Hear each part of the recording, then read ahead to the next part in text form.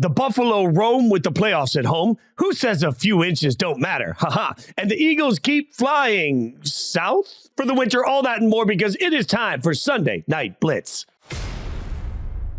He's Frank Schwab. I'm Jason Fitz. You know the drill. It's Sunday night. We are reacting to all of the action as it has just happened, Frank. And as we start this recording, the most dramatic game of the day gave us a dramatic finish. There's so much drama to get into. We're going to get into all the games. We're going to talk about all of them as we always do. We'll get into the key ones. We'll get into some of the unnecessary ones. We'll also get you some insight that you need for the wild card weekend, I should say, Frank. But as we start right now, we just get this final breaking moment.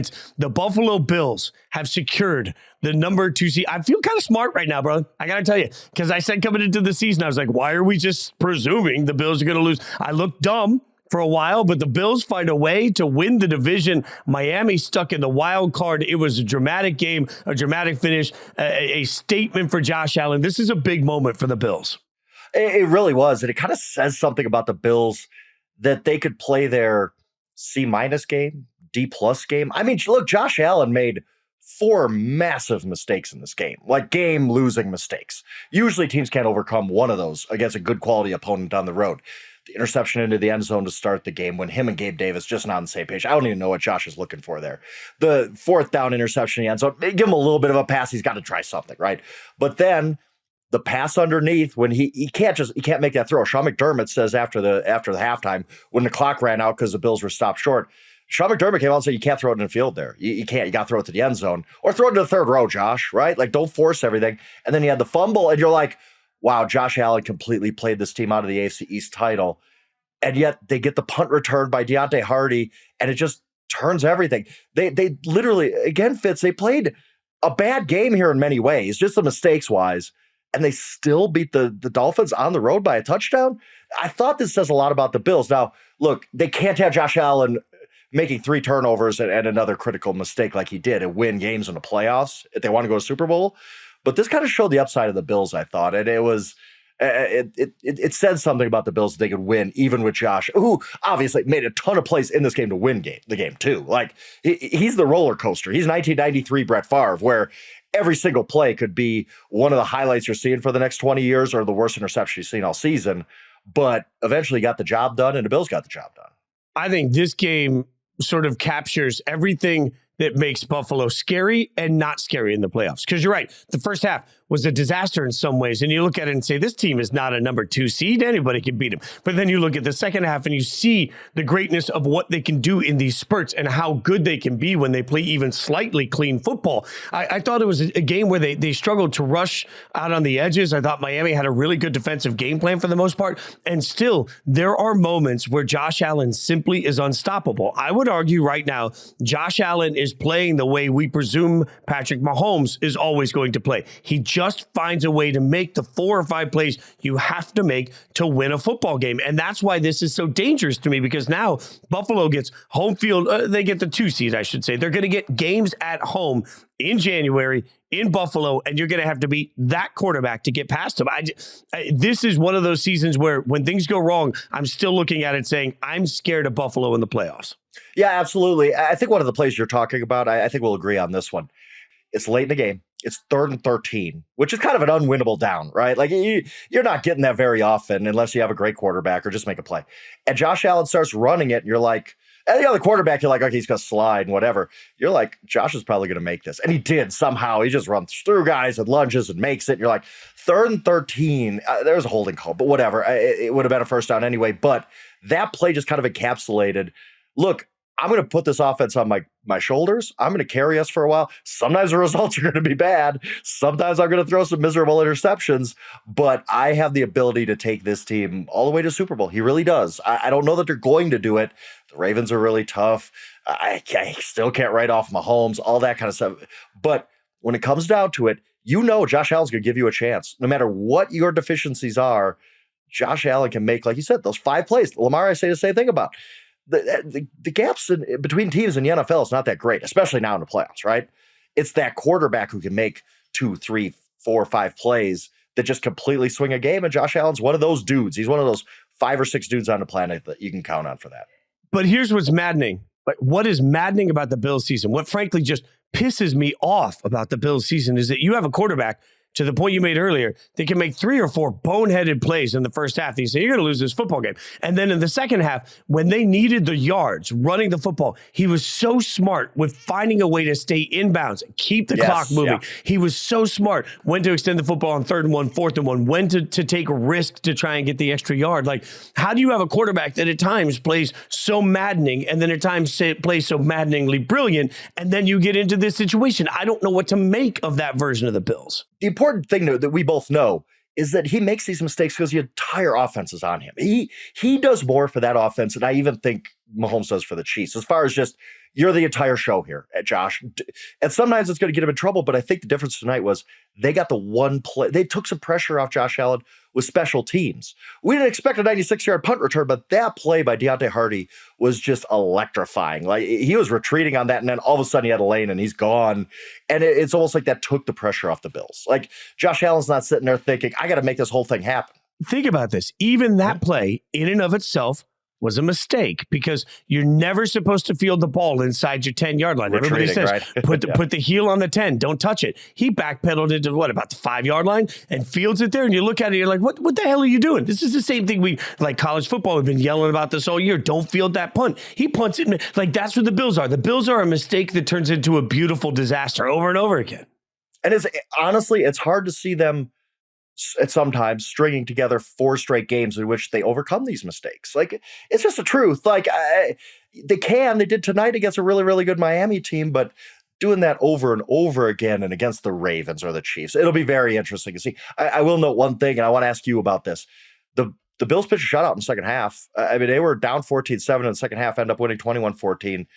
Does that say, like, look, the Bills had a lot of injuries on defense. They've really gotten it together, and I give Sean McDermott a lot of credit for that. But does that say more about the Bills or the Dolphins? Because I get it, the Dolphins had a lot of injuries too. There's some excuses on that side, but it just plays into this narrative as we head into the playoffs that the Dolphins are just bullies and front runners, and when they play a good team, they just disappear and become something else. Yeah, 100%. And there were uncharacteristic moments in this offense where it looked out of sync in the second half. A couple of throws that were a little behind. Tyreek Hill wasn't able to gather them. Throws that we're used to seeing great wide receivers. And Tyreek is great. But we've gotten very used to this year seeing great wide receivers make great plays. He had 3 throws that I can remember off the top of my head. One between the hands. One is he was on a little slant that looked like it was easy. And one that was on a crossing route. All 3 hit the ground. Like, how does that doesn't usually happen. And in this game, the margins are so thin in this particular game. Even the interception at the end of the game, you look at Tua and you're thinking, Tua, you're past that point. You can't make that terrible throw right there.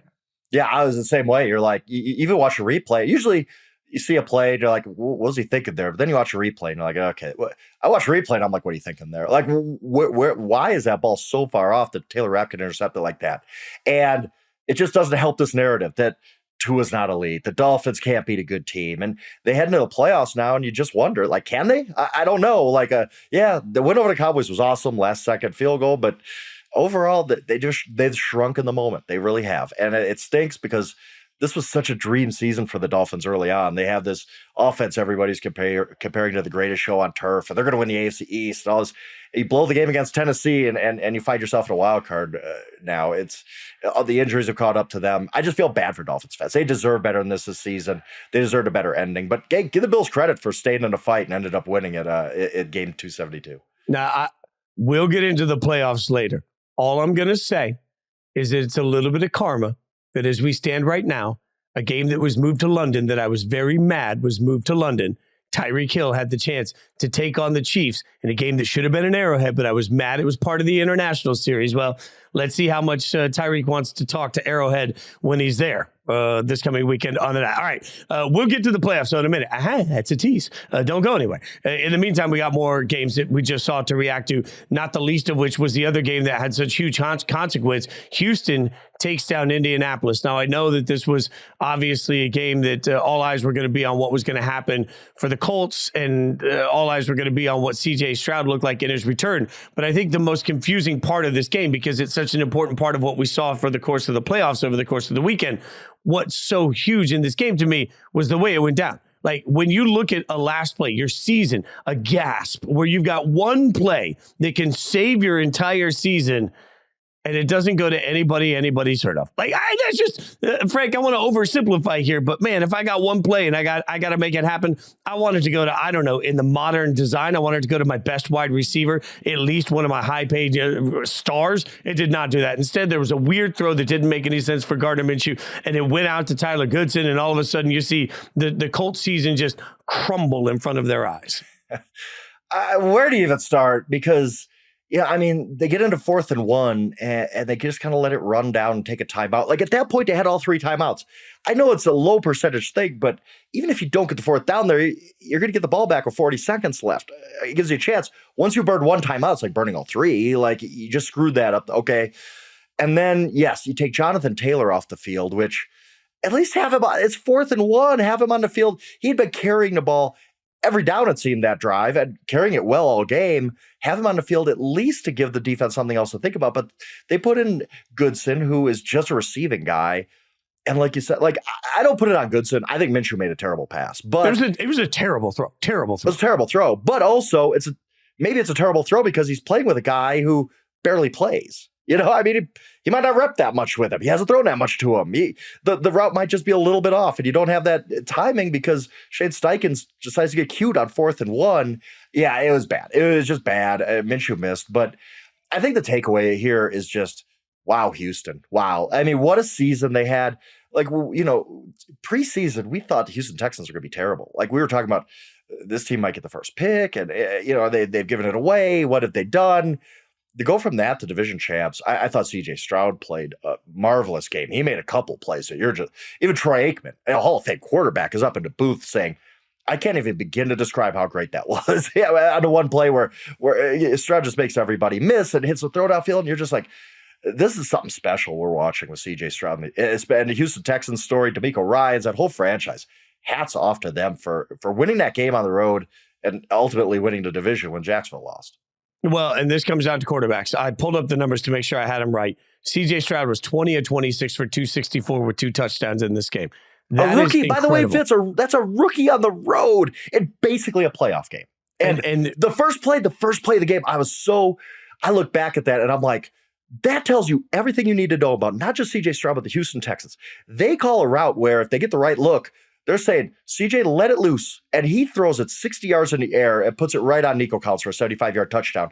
What other rookie quarterback in history did their team in that situation, in that game on the road, decide, you know what? We're called shot play right away. And if you got it, CJ, let her rip. I mean, that's a play you run for Justin Herbert in his 5th year or Patrick Mahomes in his 7th year. You don't run that for CJ Stroud in basically his first career playoff game. I know, not technically, but you know what I mean.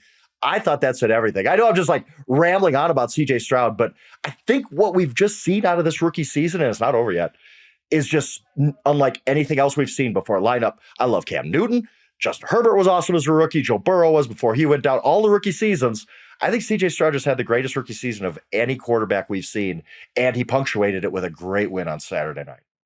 You mentioned that touchdown to Nico. 9 catches, 195. Important to me, 9 targets, 9 catches. Even if you take that 75-yarder out, you're still talking. Let's take that out for a second. You're still talking 8 catches, 8 targets, 120 yards. And the difference in this game was C.J. Stroud versus Gardner Minshew, right? Because Jonathan Taylor went off and had a really nice game. But Gardner Minshew, again, I pulled the numbers to make sure I remembered this right. 13 of 24 for 141. And I think that's generous. Gardner Minshew didn't look good. C.J. Stroud did. And kudos to the Texans because the Colts, I think, have been sort of all year have been a little bit of a house of cards, right? Like, I don't think they've been a particularly good football team. For the most of the year, the Texans have been. And the Texans turned around and showed us what a rebound could look like. So got to give them love, as that was a huge playoff consequence throughout the course of the game. There was another huge playoff game, and I say playoff game, obviously, it meant everything for the playoffs. There was another huge game that meant everything. And I was thinking of you while I was watching it as we were sitting in Houston at a little bar watching a bunch of games at once.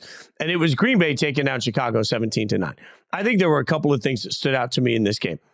We're talking about a game in Lambeau. So if the Bears win this game and Justin Fields goes off, then all of a sudden you have a different conversation. But we're also talking about Jordan Love.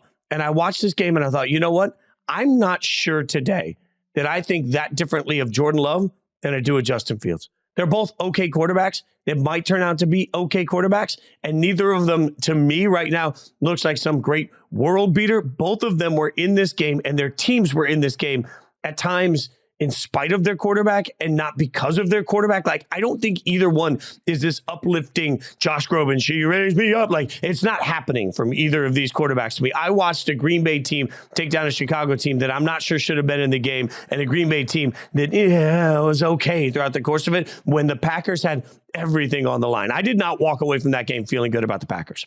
I'll push back on that a little bit just because this Bears defense had been pretty good. They've played really well down the stretch. And Jordan Love, I get it. Like, his numbers were a lot better than I thought. 27 to 32, 316 and 2 touchdowns. He answered the bell, and they made some huge plays when they get the ball deep in their own territory. The Bears got all their timeouts left, and I think it was 5 minutes left or something like that, 5:30, whatever it was. And the Bears won't get the ball back. And that's because Love made some huge plays. Aaron Jones was really big in this game too. But I think Jordan Love he's not there yet as a complete product. I'll give you that. But he shows you some things here and there, and I've had questions about him. I gave up on him after the Raiders game. I said, this guy ain't it. But he really turned his season around to the point where there's no question who the Packers' Week 1 starter is in 2024. Like, I had that question 2 months ago. But I thought he made the plays he needed to make. A couple huge plays to Jaden Reed, who's going to be a really, really good player for them. Like, remember, he doesn't even have his number one quote-unquote receiver. Christian Watson still hurts. So I thought that he really came up big in this game when he had to. It was, numbers-wise, he was great. And the Packers to grind this win out was, look, they made the playoffs. They were supposed to be terrible this year in a lot of people's eyes, and they're going to the playoffs. That's a pretty big season for them. There's a difference. You're right about all of that. I still think there's a difference between made the plays you had to make and, oh my God, this is our dynamic guy. Right? Like, I think it's somewhere in between there. Like, I look at the turnover, the fumble in the second half. I thought was a huge play by Jordan Love. Got to be better protecting the football. And it sort of, when I watched both teams, I thought, man, both teams are trying to protect their quarterback. There's just this level of like, I don't know. I want to see with CJ Stroud, to your point earlier, the offense runs through him and everything runs through him. And this is this thing of beauty, and you know exactly what they're trying to do. It feels like both teams were trying to mitigate disaster at times. The Packers had a ton of yards. At one point, they were outgaining the Bears 300 and something to 100, basically. And the Bears were still in this football game. It's like the Packers couldn't find a way to actually get the ball in the end zone. But to me, there's still this level of protection of Jordan Love. And Justin Fields, we got an answer. The answer is clearly you're not running it back with Justin Fields. Like, the Bears were not in this game because of Justin Fields. I'm sorry. Like, I know everybody wants to make this super complicated with Justin Fields. It is not. Justin Fields is not going to be the quarterback of the Chicago Bears next year. Whether it's the same regime or it's a new regime, they have an opportunity at what looks to be a better situation at quarterback. But even more important than that, they've given the situation they have plenty of time. You don't stick with Jordan Love just because you've been dating him for a while. Like, you are at that spot where you got to figure out what's best for the organization for the next several years. I did not watch today's game and for a single minute think, oh, Justin Fields is the franchise. Justin Fields is good, but he is not the franchise. And if you don't have the franchise and you have the first pick, you have to go get the guy. I think you're right. And I was kind of waffling a little bit during the week because you start to think, what can the Bears get in a trade here? Some team, it was not in the top 2, is just like, whatever, we're drawing dead at quarterback. What do you want? Here's a blank check. How many picks you want? How many players you want? We need to go get our guy. And you start to think like, well, okay, then they pay Fields and you build around him. And I hate to make anything a one-game referendum, right? Like that, it's a small sample size, but this was Justin Fields' shot. If he goes in, if he has the 316-yard, 2-touchdown game, and they beat the Packers and knock them out of the playoffs, the Bears go into the offseason with just a totally different mindset. And I hate that it's just one game. I hate that it's all coming down to this, Justin. If you ball out here, you're going to save your job, and we're going to trade the first pick. If you don't, we're going to draft Drake May or Caleb Williams. But it kind of felt like that. You're right.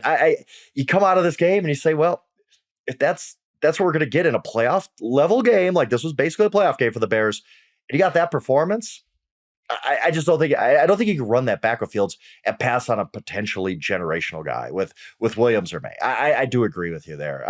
I do disagree with you on Love, though. I'll keep disagreeing. I think Love is getting there. He's not there yet, but he's getting there. And I think the Packers should be pretty excited. They should be excited, where the Bears can't be excited about that. Like they're going to be like, we're moving on, Justin. Jordan Love, this is my prediction. Jordan Love is going to be the absolute worst thing you can have as a quarterback. He's going to live in the ethos of pretty good, right? And unfortunately, when you have pretty good, like it's easy. When you have suck, you know that you need something different. When you have great, you don't have to worry about it. What do you do when you have pretty good? Jordan Love to me looks like kind of the ceiling on all of that is pretty good. The ceiling on the Cowboys is not pretty good. The ceiling on the Cowboys dramatically changed this weekend. We have to address at this point that the Dallas Cowboys have the number 2 seed. And just like I said a second ago, that the Buffalo Bills with the number 2 seed become more dangerous because of Buffalo. We all know that I'm pretty sure even the Greek gods couldn't go in and beat this Cowboys team in Dallas. And now there's a very real path that could get them multiple playoff games at home. I mean, we watched the Cowboys go in and do exactly what they were going to do against Washington. That's fine. No, we didn't learn anything there. But because of the next game we'll get to, the Cowboys sit in the 2 seed. I think it changes the entire scope of how I feel about the NFC playoffs. Absolutely. I can't sit here, like we talked about a couple of weeks ago, Fitz. I can't sit here and logically explain why the Cowboys look like one of the, maybe the best team of football at home. Like, at least in the running, right? Like, they've been that good at home. And then they go on the road and they stink. Like, it just doesn't make sense. It's literally like they're 2 different football teams. Even in the first half, you're like, they're going to blow this to the Commanders, aren't they? Like, and they calmed down. The Commanders became the Commanders again, and the Cowboys made it work. And Dak had a good game and all that. They handled business. I'll give them that. But this team at home versus the road is just 2 different teams, basically. Like, unlike anything we've ever seen. Their point differential coming into this game, I can't remember the exact numbers off the top of my head, but I think it was plus 174 at home and minus 6 on the road for the Cowboys. So getting home games is massive for them. And now we're stuck with this scenario. Is fascinating to me. Either the Dallas Cowboys are going to the NFC Championship game for the first time since the 1995 season, or somebody's going to go into Dallas and beat them. It is going to be absolute chaos for the offseason, talking about fire McCarthy, trade Dak. Because you could just imagine, if Dallas loses now after going 8-0 at home, if they lose one of those home games and don't get to a championship game now, the sky will be falling at Dallas all offseason. It's crazy to think. The difference of them winning the East and not winning the East was just massive. You are absolutely correct there. I want to look directly at the camera and ask the world a question. At what point are we going to start talking about CeeDee Lamb the same way we talk about Tyreek? 13 catches in this game, 98 yards and a touchdown. 13 catches that were effortless for him that most guys could never even make. CeeDee Lamb continues every single week to be the dominant force. Everybody knows he's getting the ball, and you simply can't stop it. Now, I know he's not a little guy that outruns everybody, but he has clearly, from a draft class that it wasn't clear who the number 1 prospect was, everybody seemed to disagree. CeeDee Lamb at this point has put himself squarely in the conversation as maybe the best wide receiver in the NFL, and it just feels like because the highlights aren't all involving 80-yard touchdowns, he doesn't get the same love that Tyreek does. I think he should. It reminds me of Antonio Brown, not the same player, but Antonio Brown wasn't like Calvin Johnson who just overpowered you, and that's why you couldn't double team him, basically.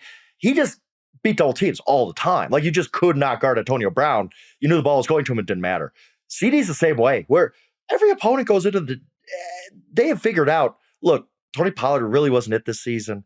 They don't have Brandon Cooks had a good second half of the season. I'll give him that. Jake Ferguson, solid tight end. But going into face the Cowboys, CeeDee Lamb's getting 15 targets. And he's probably going to catch 12 or 13 of them because we can't guard him. And nobody else in the NFL can. That's rare. That is hard to do. When you could go into a game and just say, it's like Tyreek, where you say, guys, we're going to give him the ball as much as we can. If you can stop him, hats off to you. You might beat us. But they can't. Nobody can. CeeDee's awesome. And you're right. Like, he deserves to be talked about in the same conversation, not just with Tyreek, but Micah Parsons, Myles Garrett, those guys as the most valuable non-quarterback in the league. That's how good he is. Once they decided, our offense is CeeDee Lamb, we don't care anymore. We're just throwing everything out the window. Everybody else is just a bit part. CeeDee Lamb is the epicenter of our offense. Their offense took off. This team took off. And now they have a Super Bowl ceiling. They really can. Like, who knows? We all think the 49ers are going to beat the Cowboys, right? Look, go back to 1987. Anthony Carter and the Vikings go in and beat the 49ers. I'm not trying to troll 49ers fans here, trust me. But number 1 seeds lose in a divisional round. Like, there's no guarantee that the NFC Championship game isn't being played in Dallas in a few weeks. So the last 2 weeks were enormous for the Cowboys. And now they got to take advantage of it, or again, we're going to have this offseason of panic in Dallas. Well, the reason that Dallas is in the situation they're in is because the Eagles suck. Eagles suck. Look, I mean, Fitz, what has happened to them? How? Oh my God. How does this happen to a team that still has so many of the pieces that we've seen? Like, I don't get it. I know we talk about Super Bowl losing letdowns and things like that, but like this just, at this point, everything happening for the Eagles, to put it professionally, feels really icky. It's gross. Like everything about what they look like. To get your asses kicked by the Giants when you have everything on the line is absolutely inexcusable. And there is no easy fix for getting beat on both sides of the ball by a team as bad as New York that really, frankly, if anything was incentivized, it would have been losing today for the Giants. I am absolutely shooketh that the Eagles would let that happen to them. They were 10-1. 10-1 coming off the Super Bowl appearance, right? And it should have won that Super Bowl. Whatever, not should have, but they could have won that Super Bowl. Could have, yeah. Since then, let's go through what happened since then. You lose 42-19 to the 49ers. You lose by 20 to the Cowboys. You lose at Seattle when you let Drew Lock go 92 yards on you in the final minute. You beat the Giants at home. Huzzah, I guess. Then you lose at home. You lose at home to the Cardinals, and you get boat raced by the Giants. Like, this is a bad football team right now, and I had not thought of this until our coworker, Charles Robinson, brought it up when we were having a work meeting a couple weeks ago. I think he's writing about it. I hope he is, because I was still his thunder here. But he'll say, there's no guarantee Nick Sirianni doesn't get fired. I'm like, come on. What are we talking about? Nick Sirianni? And now after this game, I'm like, well, maybe. Like if they go to Tampa Bay next week and lose, boy, it's going to get hot in Philly. I mean, to go from 10-1 with the hopes of a Super Bowl champion. Like, you're 10-1, you have no reason. Like, we knew they were getting lucky, but whatever. They're still in that position. To go from that to where they are now getting blasted by the Giants, and they took on some injuries here. A.J. Brown with the knee, Jalen Hurts with the finger, but that, I don't think that was the reason they lost. Right? It's not like you look back and say, well, they lost because those guys got hurt. No, they were getting run before that. So this was just with everything on the line, like you said. Yeah, with everything. Yeah, right. Like, at some point in those early games, because I'm watching them both, it's like the Eagles are down 17-0, and if the Cowboys were handling business, they just yank everybody, right? Like, you're like, whatever, we're getting out of here. But the Cowboys were losing, and the Eagles were still down 17-0. Like, they had, like you said, everything to play for. At that moment in time, the Eagles should have thought we still have a chance to win this division, to get a home game and get back on track. And they were just getting worked by Tyrod Taylor. Like, I can't tell you what's going to happen if they lose to the Buccaneers next week, but I'll tell you there's going to be a lot of angry people in Philadelphia if it happens, because this is just an embarrassing way to end your season, losing 5 of 6, including some just blowout losses and bad losses to bad teams. This is, I have not seen the wheels just completely fall off of a team like this in a really, really long time, unless it's just massive injuries. You lose your quarterback and 3 other guys. Okay, that happens. But this, I know Hurts is playing injured and all this kind of stuff.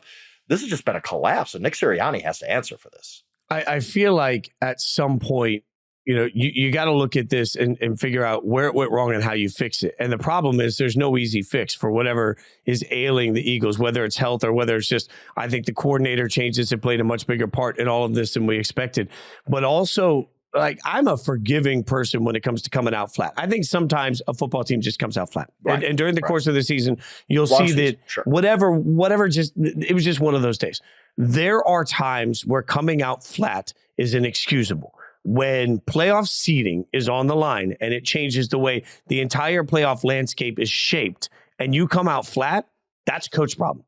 Like, if you come out that way for that team, top to bottom, and you are getting out hit and outplayed and out hustled and out energied by the New York Giants, man, that's a coach problem. That's a locker room problem. That's an up and down problem. That's a left and right. Everybody's got to look at each other right now and say, what in the hell is going on? Because it's one thing in the middle of the season, hey, it was just one of those weeks. When it's all on the line and that happens, you got to wonder who is the person in that locker room right now that can get the pulse of the organization and turn it around. Because somebody needs to get up and not do a win one for the Gipper speech. Somebody needs to get up and say, what the hell are we doing speech? Because it's absolutely inexcusable for a team with this much talent, injuries or not, to lay down to that football team. I mean, to your point, there's already been stories leaking out about a lot of disagreements in the locker room, fractured locker room type of stuff. And I wonder if they do lose to the Buccaneers or whenever they lose. I mean, whether it's this week or next week, are we just going to get a flood of stories of like, oh my goodness, this Eagles team just fell apart in the locker room, and that's why they're. And you can see it like, once you start reading those stories and then you watch them play, you can kind of see it. Like, yeah, this team don't look like they really like playing with each other right now. They look like they're just ready for the offseason. And that shouldn't be a case for a team that went to a Super Bowl last year. But today they look like a team that was like, whatever, we don't care. We don't care anymore. Like, it's just to cut, like you said, you still have things on the table to go play for. Against a Giants team you should beat easily. And you play like that? You're down 24-zip at the half? Like, they look like they totally checked out. And I don't know you could just change that once the playoffs start. Like, if you can't beat the Cardinals, if you can't beat the Giants, I'm not saying the Buccaneers are lighting the world on fire, but man, I don't really feel good about this Eagles team going forward. No, and by the way, we should all learn a lesson about playing the schedule game. We know it at this point. 3 weeks left in the season. I myself said, man, they got the Giants, the Cardinals, the Giants, the Eagles are going to be fine. I did too. Oops. I did too. Oops. Yep. All right. Yep.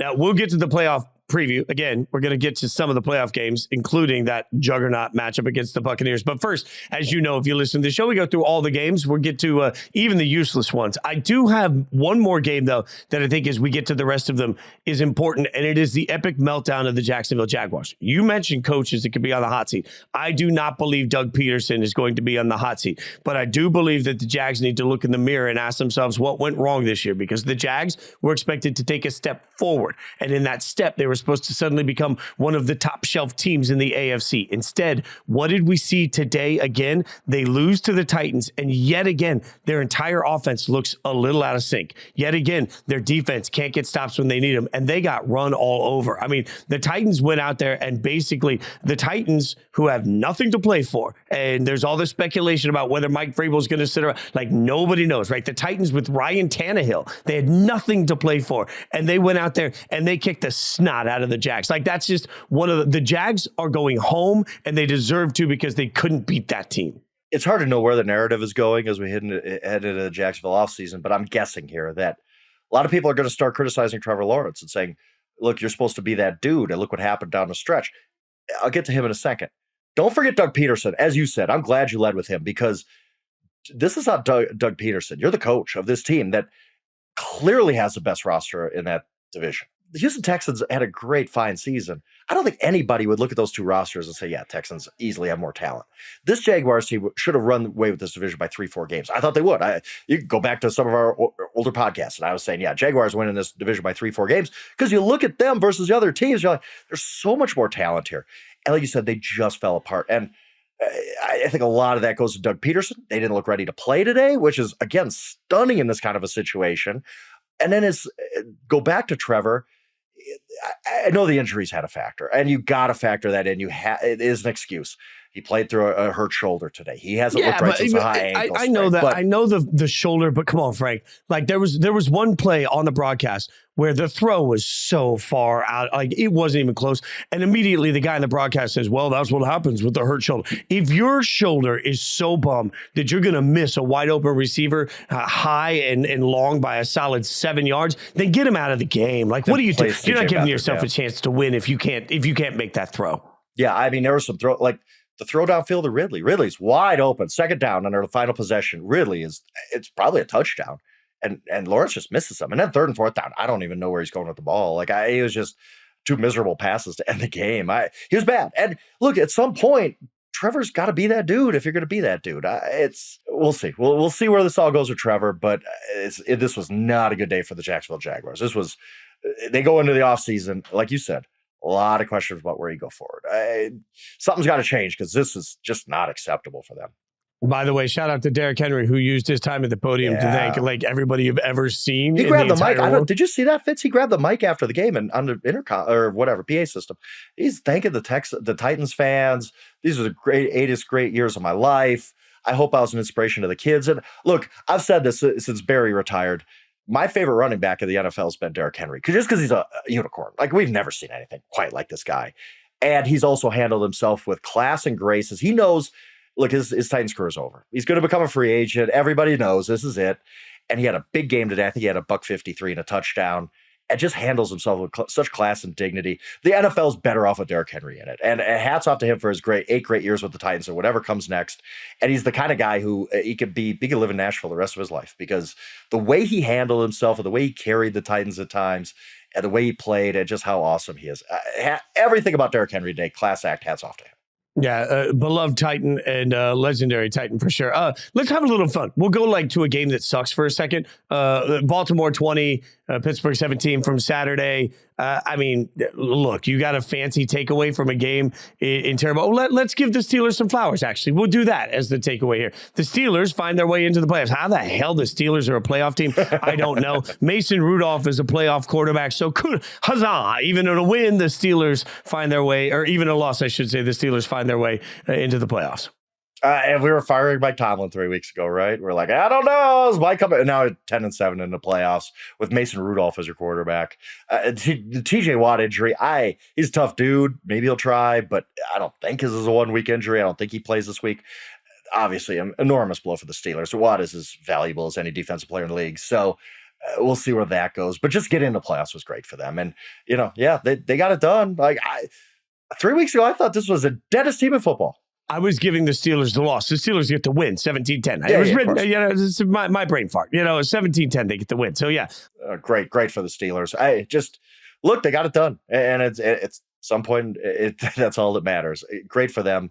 Mason Rudolph, playoff quarterback. Who saw that coming? I don't even know how to process the fact that the Steelers are a playoff team this year. Okay, it's fine. Speaking of teams that I'm sitting there trying to figure out how the hell they're in the playoffs, Tampa Bay, you mentioned it earlier, they're going to get the playoff matchup that we'll talk about in a minute against the Eagles because they win the NFC South by beating Carolina 9-0. I don't know what you thought in this game. Now, Baker Mayfield injured his ankle at one point, was clearly hobbled throughout the course of this, but it was weird to me, Frank.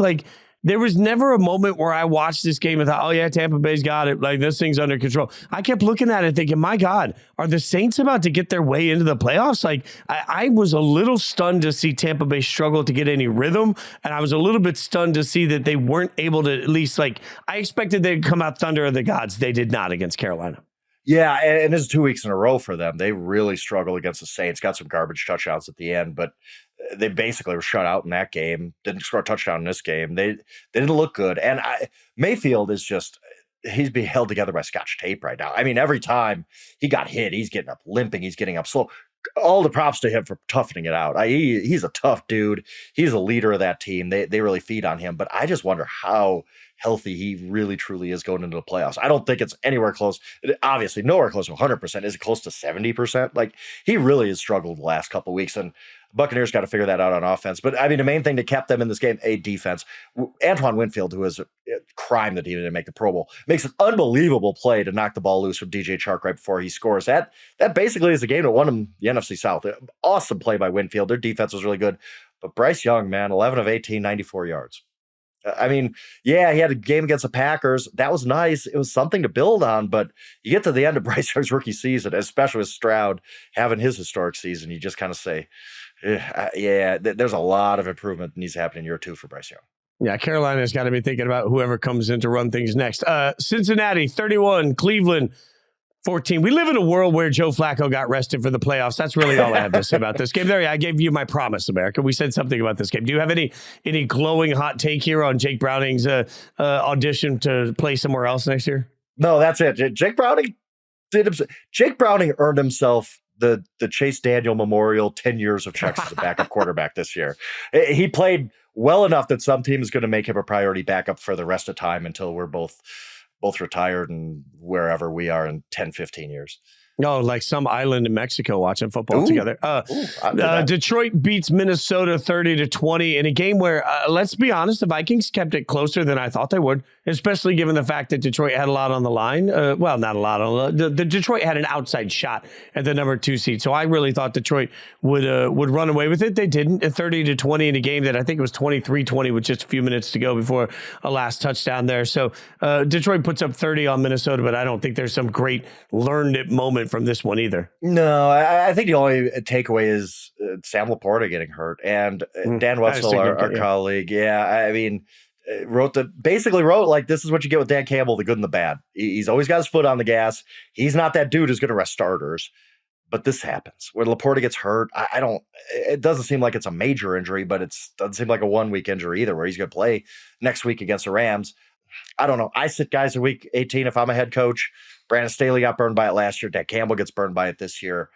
Just a tough blow for the Lions. But overall, and another thing, Nick Mullins had 392 in this game. There's some serious holes in that Lions secondary, which has not been good all year. And now you got Sean McVay coming in with a rested Cooper Kupp, Puka Nacua, Matthew Stafford's rested. It's going to be a tough game for the Lions. Going to be a great crowd. It's going to be a fun night in Detroit, but a really tough matchup against the Rams with this secondary playing like it is. Yeah, the Lions, their defensive line needs to get home. We all know that. And that's their only way of trying to stop anything. Yep. That's the only thing that happens. The only thing I'd say with Laporta is you're damned if you do and damned if you don't. If you don't play anybody and then they get rusty, then you're an idiot. Or if the Commanders pull off the miracle and they win and you're like, well, you could have got the 2 seed, Dan Campbell. Why did you play your guys? So I get it. But so the funny thing is in this situation, Dan Campbell takes the L because Sam Laporta is hurt. But I don't know that no matter what, you're going to take the L. You don't really control the outcome on that, but you still take the L because he got hurt. Also, America took the L because we were forced to watch the Jets take on the Patriots. But I did love the nugget they had on the broadcast. It's been, 2,000 some 100 days since the last time the Jets beat the Patriots. They do that. And they win 17-3 in a snowstorm. It's everything I love about football. It looks beautiful. It's wonderful.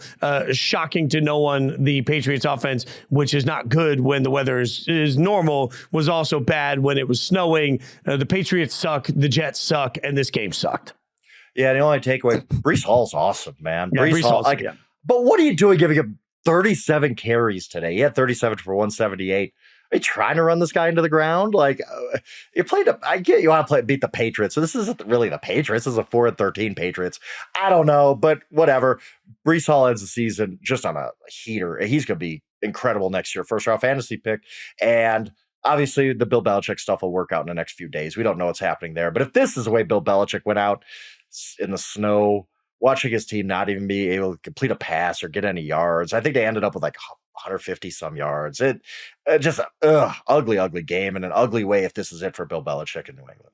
I don't know. His team destroyed my football childhood. I was an adult. Destroyed my football life with the tuck rule in the snow. So if that's the way Belichick goes down, it seems like it's karma.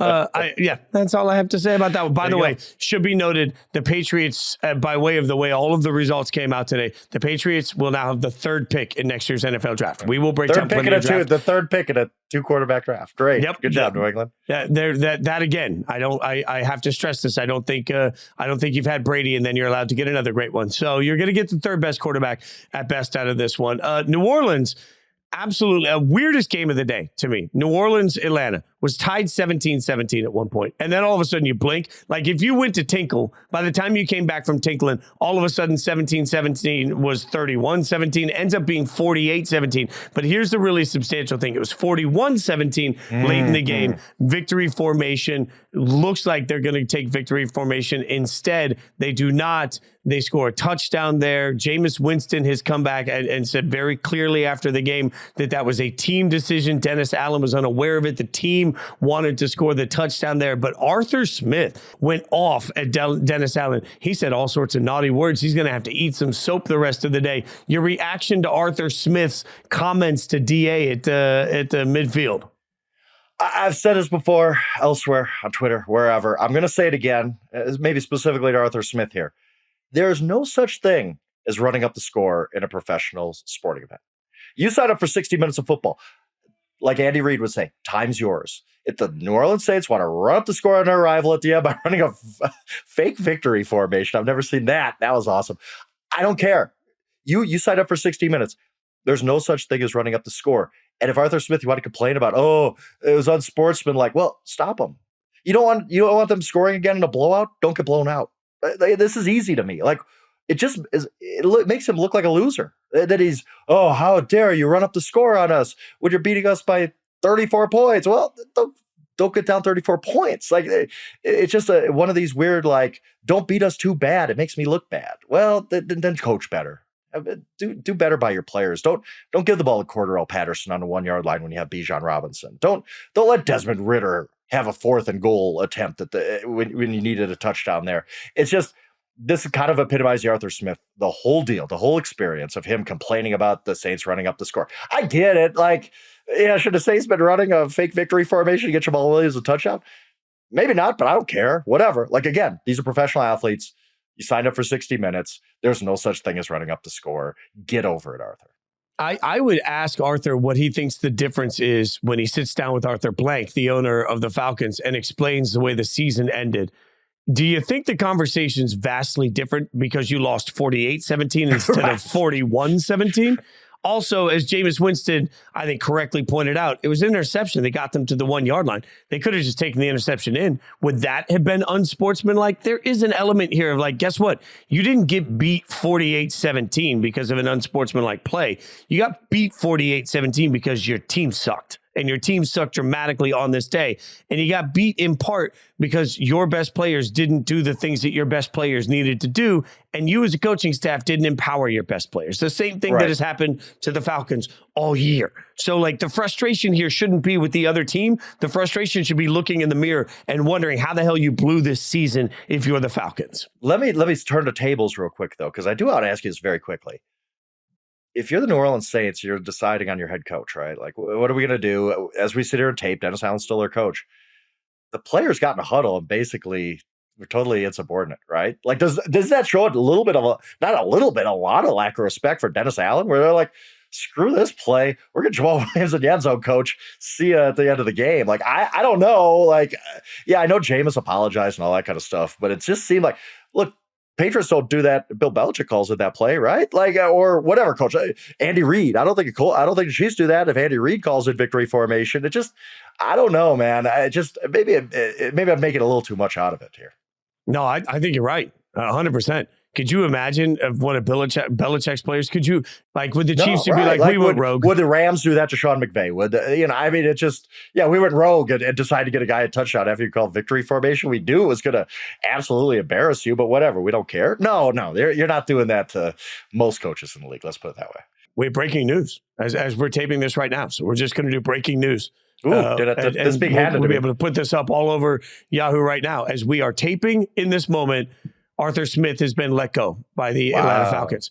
I find this to be... Not that shocking, but yeah. Yeah, exactly. This is one of the least... Arthur Smith being let go by the Falcons is not surprising to me because simple things became incredibly complicated for everything Atlanta did, from their offense and from the usage and from their quarterback and from the organization. It just felt like nothing was easy for the Falcons anymore. And Frank, I think they have too much talent to be in a situation where that talent isn't shining. I want a coach to make my talent better. And I don't feel like week in and week out, that was happening with the Atlanta Falcons. Yeah, now, the only thing they're going to look for a new coach, and what kind of a sell is it when you're selling this job? And I think it's got to come down to what's the organization's plan at quarterback? What's your plan at quarterback? I think it's going to end up being Justin Fields. He's an Atlanta guy, and the Bears, like we talked about before, are probably going to trade him. I think that's a perfect fit there. But I think when you're selling this job, yeah, they do have some talent. They added to the defense in the offseason. Pitts and London and Bijan and all them. But it still comes down to the quarterback. And can you sell a candidate on a very uncertain quarterback situation? That's going to be the whole thing for Arthur Blank. And he's got to get this right, man. It's... The Falcons have been pretty much irrelevant since blowing 28-3 in the Super Bowl. So we'll see which direction to go here. Yeah, with him being fired, and at this point, it should be noted, according to Tankathon, as we know right now with the season coming to a close, the Atlanta Falcons will have the 8th pick in the draft next year, which should, in theory, put them in position to land either a dynamic quarterback or a dynamic player of some sort. So it feels to me like at some point you have to turn around and look at it and say, moving forward, what makes our organization the best? And when you have guys like Bijan and you have guys like Drake London, who I truly believe in, and you have a weapon like Kyle Pitts that has just never really had the chance to flourish. If the sales pitch to this organization in my mind is, look, the Falcons will spend what it takes, right? The Falcons have some talented pieces. They are in a division that I believe for the next 5 years is very winnable. They need a quarterback. And whether that quarterback is in the draft or whether that quarterback comes from Justin Fields or somebody else, I think the sales pitch to Atlanta is there is talent here. We need a puzzle master that can put these pieces together. Should have had Lamar. Whatever. That's it. Like, they're going to the playoffs, and Arthur Smith still has a job if they have Lamar, but I've ranted about that enough. Look, that's a beautiful, beautiful moment by you. All right, so moving to the afternoon slate, I want to get to a game that was near and dear to my heart and ask you what you think of this. Speaking of coaches, the Raiders get the 27-14 win over the Broncos. In the process, a 27-14 win that was a thorough victory for the Raiders. And I told you before, I'll say it again. If you look at the Raiders over the last month, they have beaten the Broncos handily. They have beaten the Chargers in an embarrassing way, and they've won in Arrowhead. Yeah, the loss to Indianapolis has huge consequence when you're not in the playoffs. But, you see a locker room after the game that was filled with Raiders legends and current players smoking cigars and all celebrating together. If you're Mark Davis, I don't know what you want out of a head coach that you haven't seen from Antonio Pierce. Like, there is the crowd at Allegiant chanting higher AP at the end of the game. I don't know what other indication you have. If he doesn't get the job, what are you looking for from somebody? So I think that, frankly, at this point, it's pretty clear that Antonio Pierce should be the head coach of the Raiders. Yeah, I think we're on the same page here of A, Antonio Pierce should be the new permanent head coach of the Raiders. B, I don't trust Mark Davis to get it right. But I do have to ask you, this is a Raider fan. Let me put it to you, let's go door A, door B, because we both know these options. Antonio Pierce, you hire him right now, right? Whatever. Or Jim Harbaugh. What if I give you that choice? You could hire, let's say that back channel, you already know, you could hire Jim Harbaugh on Tuesday after Michigan plays in a national title game, which you'll be at tomorrow. What do you take? Would you take Antonio Pierce over Jim Harbaugh? I know, right? Right, I got you there. That's what Mark Davis is deciding, I think. Here's why I take Antonio Pierce. The answer for me is Antonio Pierce, which is tough to say because Antonio Pierce is a leader of men, obviously, but is not the brilliant genius of X's and O's that we all give Harbaugh the credit for being. Here's the thing that really hits me, though. When you've got Devontae coming out and saying, this is the guy. And when you have Max Crosby telling The Athletic very clearly, I'm in the building, I see it, he's changed the culture, I don't know why you would F it up. You have Josh Jacobs come back and say, hey, I'd run it back to play for Antonio Pierce. It's been so long since there was a sense of pride in being the Raiders that I just wonder if it's not worth exploring it. Let everybody that currently feels empowered be empowered. If you get it wrong, you've gotten it wrong over and over and over again. If you're going to get it wrong with somebody that seems to have the pulse of the locker room, the pulse of the players, the pulse of the organization, the pulse of the fans. And that's who Antonio Pierce is right now. He defines what it means to actually be part of this brand. And I think there's something to that. Like in a world where everybody sort of feels like the Raiders have lost their way, there's something that he represents that I don't know that Jim Harbaugh can turn around and offer from a branding standpoint. Harbaugh feels like you're bringing in this amazing, brilliant person, and you're just hoping for dear life that he hangs on. Antonio Pierce feels like you're bringing on a lifelong, diehard, I want to be part of this person. And in this moment right now, that has meaning to me. For what it's worth, I totally agree with you. Even if I knew Jim Harbaugh was going to accept your job on Tuesday, I still go with Pierce. I think Harbaugh, honestly, I know this is going to be unconventional, but I think Harbaugh's been out of the NFL too long. You don't just take 10 years off of the NFL and come back and run the NFL. We saw that with Gruden 2.0. I take Pierce. I think Pierce, like you said, perfect fit. Players responded. You at least owe it to yourself to see where this thing goes. The Chiefs beat the Chargers 13-12, and I don't give a damn. Yeah, there was nothing about this game where I was like, I just felt bad. Like I do think, like I have this weird thing where I think about guys when they're retired, they look back in their career and had one shot at something. And Easton Stick and Gift Smith, I still don't know how to pronounce it. Their interim coach, the quarterback taking over for Justin Herbert. They can't even get a win. Like it would have been nice to be like telling your grandkids, like, we got to win week 18. Well, did Patrick Mahomes play? We won't talk about that. Whatever. Doesn't matter. We got to win. This is a game ball. Like they didn't even get that moment. I felt bad for those guys with that. But yeah, just end of a disappointing season for them. But I will say, though, the one advantage is I pull Tankathon back up is that by losing, the Chargers have the 5th pick in the draft. And right now, I believe that quarterbacks, right now, I think more than like, I believe quarterbacks go 1, 2, and 3. which means Arizona picking at 4, Chargers picking at 5. There are some epic wide receivers out there. There are some epic offensive linemen out there. There are some incredible difference makers. The Chargers are going to be doing a massive rebuild. So, they'll have some pieces that they'll be able to give everybody right there. The Seahawks get a 21-20 win over Arizona. And can we admit now that the Seahawks season was a bit of a disappointment? Yeah, you have to, right? Like they're more talented than this. Geno, there's gonna be a lot of questions about Geno. What do you do? Like, do you just run it back with Geno next year? Good for him to get off the mat today, throw the touchdown pass to Lockett to win the game.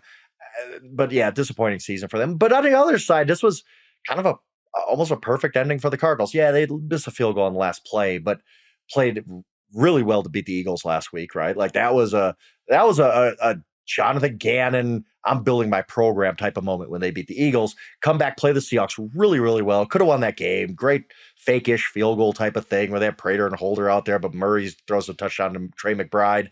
I thought that, but they lose, so they're still in position to get a really good draft pick. So as I got to get your thoughts on this, because as we were walking out, one of our guys that works here with us at Yahoo, Sydney, does great work. Sid looked at me and said, "Do you think they missed intentionally?"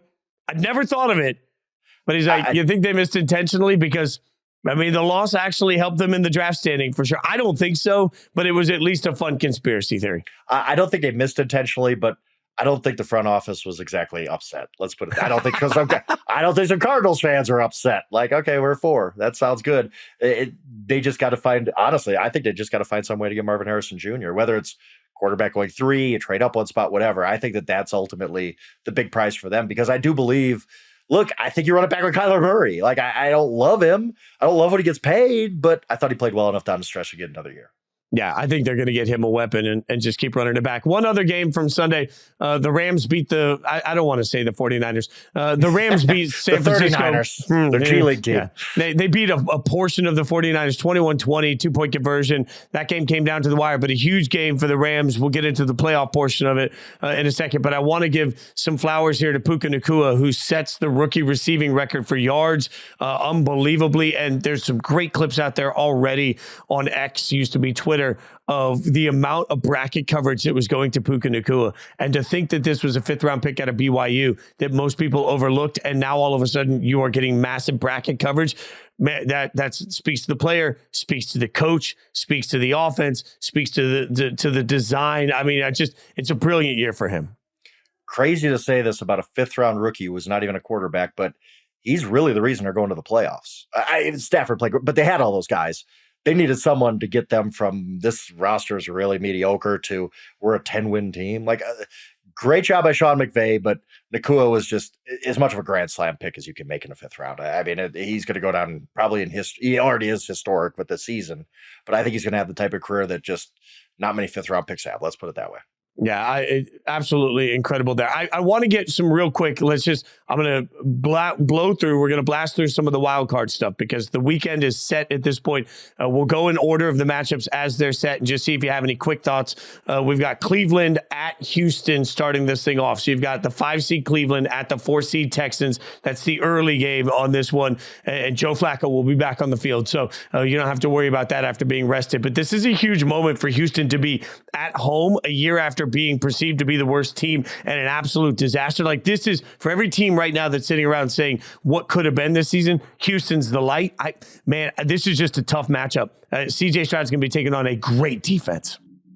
Yeah, I think it's house money for Houston. They go and they lose whatever. The future's so bright for them that it's not crushing. I think a lot of pressure's on the Browns in this game just because it's the Browns. They've experienced a lot of success, and they really do feel like this could be a Super Bowl team. I don't know that I agree yet. I see it sometimes. I still can't buy completely it on 38-year-old Joe Flacco winning a Super Bowl in a few weeks, but look, they look that part sometimes, and for them to just go one and done, losing to the Houston Texans would be a pretty crushing blow, honestly, at the end of a really good season for the Browns. And then you've got, I cannot believe this matchup because we've talked about the fact that the Bills are just sort of this weird thing. You have number 7 seeded Pittsburgh going to the 2nd seeded Buffalo Bills, which is only stunning to me, Frank, because I'm looking at that saying, well, that's clearly a win for Buffalo. I as bad as I think Buffalo's been, I'm not going to trust Mason Rudolph to go into Buffalo and win a playoff game over what the Sunday Night Football broadcast crammed down our throats as the modern version of John Elway. Yeah, I don't know about that. I love LA, so I'm not willing to go there quite yet. Me either. I can't see the Steelers winning either because TJ Watt. Like as we talked about, knee injury. If he does gut it out and play, and he might, he's not going to be TJ Watt. I can't imagine that. And this team is just different without TJ Watt. We've seen that over and over again. The Bills, it was kind of the daily double of with the AFC East and that home playoff game. And you also get a team that's coming in limping and absolutely should be. I don't know what the spread is on that game, but if it was 8, 9, 10, it wouldn't surprise me. And they usually don't see that in the first round. This should be, if the Bills lose, this is just an absolute disaster for them. Yeah, this season will be a disaster for Buffalo if they lose that game. I agree. Then you've got Miami now, and this is what I referenced earlier. I love the fact that Tyreek Hill. Remember, Tyreek sat there and said, "Oh, the most accurate quarterback I've ever played with is Tua." Like he threw some shade at Patty Mahomes, and then didn't have to go to Arrowhead to face any of that because that game was played overseas. Well, now we finally get it. Miami will go to Kansas City in January, which is always a bit of a variable, and the Dolphins will have to do the unthinkable and beat a good football team, although I'm not sure that the Chiefs are actually a good football team. So I don't even know what to make of this. Yeah, I think as our coworker Nick Brownberg that tipped me off to this, that the extended forecast for Kansas City is pretty cold. I don't see this Miami team as being one that's going to go in and win in 10-degree weather. Like, we're going to have to see the weather forecast as the week goes on, but it just seems like the Dolphins, who are beat up, if they don't get some of these guys back, if Waddle can't play, if Mostert can't play, even with the Chiefs issues, still have a good defense. I couldn't pick against Mahomes and Arrowhead. I mean, against a Dolphins team that's really not shown it can beat good teams. I know again, Chiefs had their issues, no question about that. Am I picking against Patrick Mahomes in Arrowhead? No, I am not. Not this round anyway. I'm with you on every ounce of that. I think it's very interesting that yet again, Patrick Mahomes has never played a road playoff game, right? Like a true road playoff game. It continues to happen that way. It could continue to happen that way. It all feels weird. But here's the thing with the Dolphins. I think part of the reason they stay close for so much of the game, but then fall off in the end, is they're just paper thin at this point. They're just too decimated with injuries.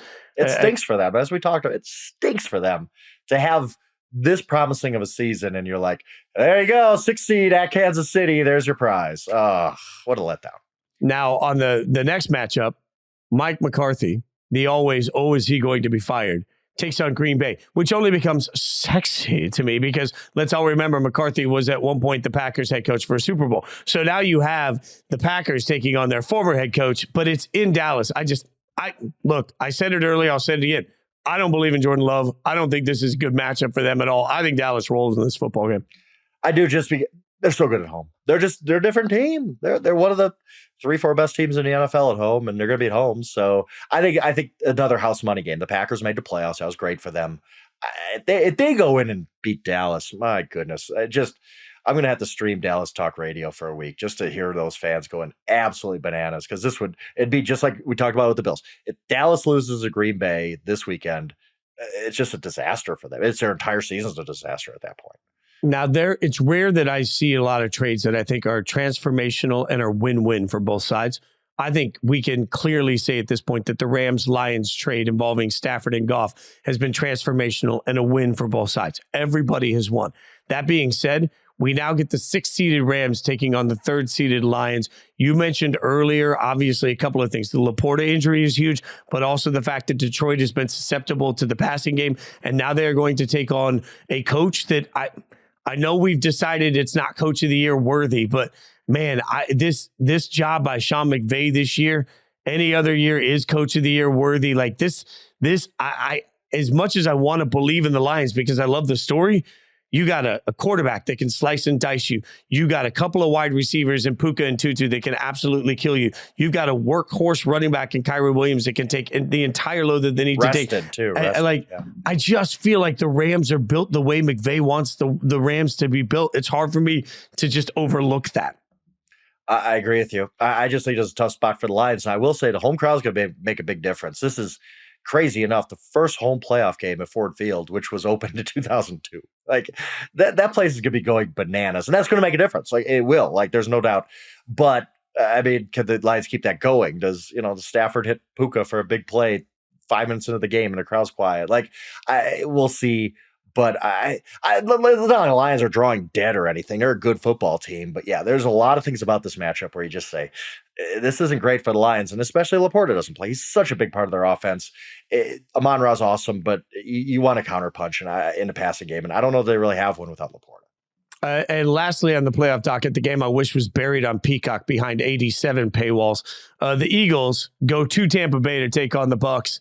Two teams that today they didn't look good enough to be in the playoffs. Either one of them. I agree. I'm looking at the Eagles falling apart, and I'm looking at the healthy issues for the Eagles, and I'm just wondering if they'll even have enough bodies to put on the field. But then you got Baker limping around too. Like, I'm actually kind of glad this game's on Monday because it gives at least an extra day for guys to try and get healthy enough to limp onto the field. But man, this matchup just feels like weakness against weakness. Yeah, I'm actually interested. Not that I'm not trying to be narrative street with this, but I'm going to be listening to Eagles press conferences this week. Their locker room sessions. Where's our heads at? Does this sound like a team that's even excited to be in the playoffs? I don't know that I can say yes at this point. It seemed like a team that's just done with each other. Like, they don't want to play anymore. And if that's the case, and there's no signs out of Philly this week that they're really, hey, we're going to turn on the switch. We're going to get this thing going. Like you talked about, who in the locker room is getting them ready to play in this game? I think the Bucs win this game just because there's nothing within the Eagles' last 6 games that leads me to believe they can win a playoff game against anybody. And it's on the road, and their secondary is bad, and Mike Evans is still a great receiver, so is Chris Godwin. Why would I pick the Eagles at this point? I need a reason to pick the Eagles before next week. I'll tell you that. Yeah, I think the Eagles are going to go into this offseason trying to figure out where the line is between patience and panic. And that's a really difficult thing to figure out when you're a good football team that's supposed to be a great football team. And this year it didn't feel like you were even as good as you should be. That's just real for where the Eagles are going to be. Here's what I know. I know over the course of the next couple of days, a bunch of coaches are going to be fired. I want to say this as we get out of here, Frank, and I want to say this loudly. For every coach that gets fired, there are families impacted. There are assistant coaches that are impacted. There's strength and conditioning. There's all sorts of lives that are impacted. My heart breaks for every single one of them because the change that this means for every organization is huge, but also just for real people. As somebody that has gone through a process in the last year of having a very public, oh, you no longer work here. There's a part of me that compassion has to reign through. I would just remind everybody as you see the news come through Black Monday, it's easy to turn around and say, oh, I'm glad this bum is gone or this guy sucked. I think there's a little bit of a level here of just be human. That's all I would implore everybody. Also, I would remind all of you that Yahoo will have every single ounce of it covered. We will be doing quick hit reaction videos. We will give you our opinions on what's happening, our thoughts on it as it happens. And we're doing a special inside coverage this week. Usually it's on Wednesday. This week will be on Tuesday.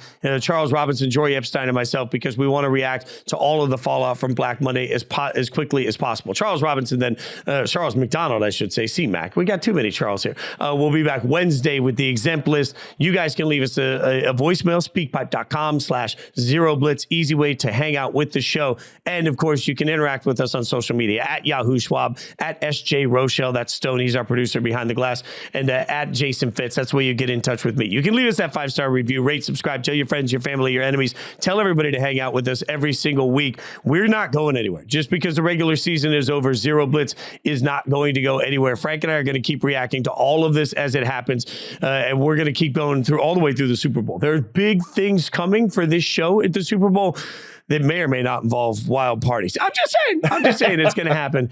So make sure you're not going anywhere. On behalf of everybody that puts this show together, thank you so much for hanging out with us. We will be back next week with more Zero Blitz.